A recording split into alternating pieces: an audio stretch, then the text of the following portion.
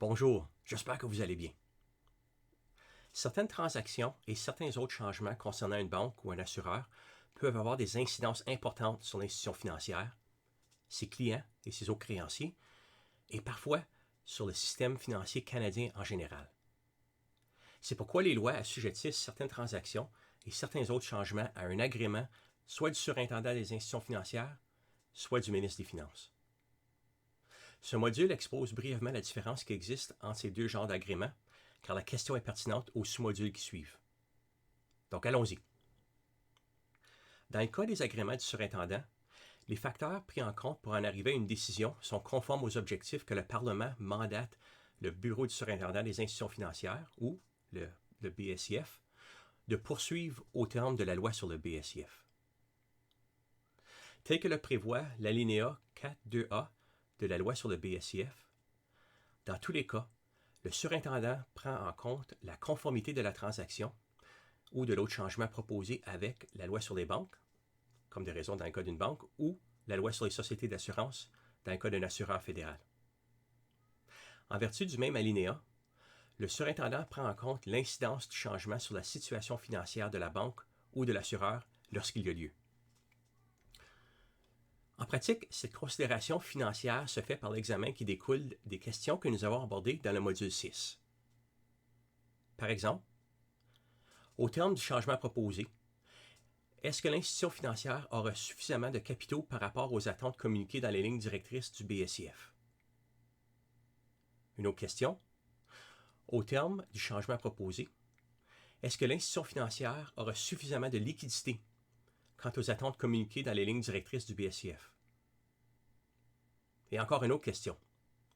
Est-ce que l'institution financière identifie, mesure et gère les risques liés au changement proposé de façon prudente, conformément aux attentes communiquées dans les lignes directrices du BSIF? De plus, lorsqu'il y a lieu, le surintendant tient compte de la sécurité nationale. Avant d'examiner les facteurs que le ministre des Finances prend en compte pour en arriver à une décision d'accorder ou non son agrément, il faut noter que toutes les demandes d'agrément du ministre au terme des lois sont déposées auprès du BSIF.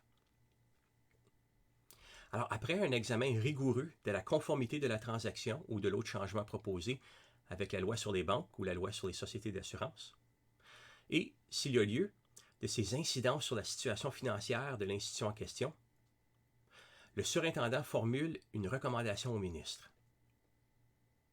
Bien que dans tous les cas, le ministre considère la recommandation du surintendant, ces considérations ne se limitent pas à cette recommandation. Comme c'est le cas dans les demandes de formation d'une nouvelle institution financière fédérale et de changement de propriété que nous discuterons dans les prochains sous-modules, les lois prescrivent parfois des facteurs dont le ministre doit au moins prendre compte. Ces facteurs prescrits ne sont pas exhaustifs et dans tous les cas, le ministre tiendra compte de l'incidence du changement proposé sur l'intérêt général du secteur financier canadien. Sans limiter la portée de la notion d'intérêt général du secteur financier, le ministre peut tenir compte des incidences qu'aura le changement sur, par exemple, l'emploi, la concurrence, ainsi que sur le plan fiscal. De plus, lorsqu'il y a lieu, le ministre tient compte de la sécurité nationale. Ainsi, pour résumer, lorsque vous pensez à un agrément du surintendant, pensez à la conformité avec la loi qui régit l'institution financière en question et, en règle générale, les incidences financières du changement sur l'institution. Et lorsque vous pensez à un agrément du ministre, pensez à l'intérêt général du secteur financier canadien, en plus des éléments de conformité et, s'il y a lieu, financières sur lesquels s'appuie la recommandation du surintendant. Voilà qui met fin à ce court module.